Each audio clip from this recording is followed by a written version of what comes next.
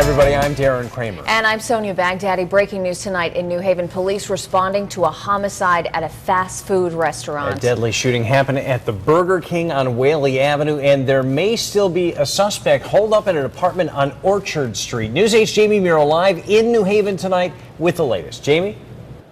Darren and Sonia, busy night. Let's get right to it. First of all, this is the Burger King that we're talking about. You can see it's been roped off by police tape, but now we're going to zoom into the drive-thru. You see the sign says, "Watch your head."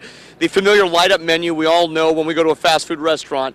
That is the car where police say 58-year-old Donald Bradley was shot. Now, according to police, and we just spoke with them about 10 minutes ago, apparently 2 to 3 people came up to the car and had a confrontation with Bradley.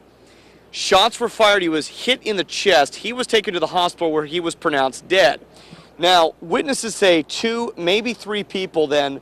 Witnesses are not describing these as suspects, then go into a house on Orchard, which is behind a Subway. We're going to show you that video right now.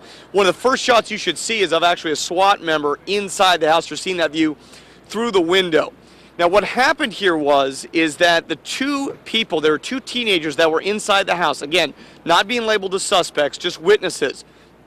Police officer David Hartman is negotiating with them over a bullhorn, trying to get them to come out. Everything's going to be fine. The police aren't going to hurt them. The chief, we're told, talks with the boys' family members, assuring them they're not going to be hurt. And that's when the 2 teens come out, and now they are at the New Haven Police Department being interviewed by detectives. I mean, that's always the case. We're not going to harm anybody, suspect or not, witness or not. We want things to come to a very peaceful fruition.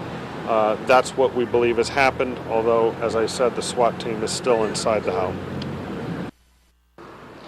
So right now, they are possibly looking for a third person. Again, they're trying to get all those facts from these 2 witnesses at this point. They're also waiting on a search warrant at the house.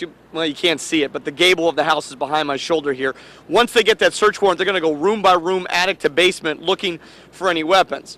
Now, here we have another issue of violence here in the Elm City, another big city, the biggest city in Connecticut, also dealing with violence problems, and police, community activists, politicians all got together tonight to talk about the violence that's going on in Bridgeport.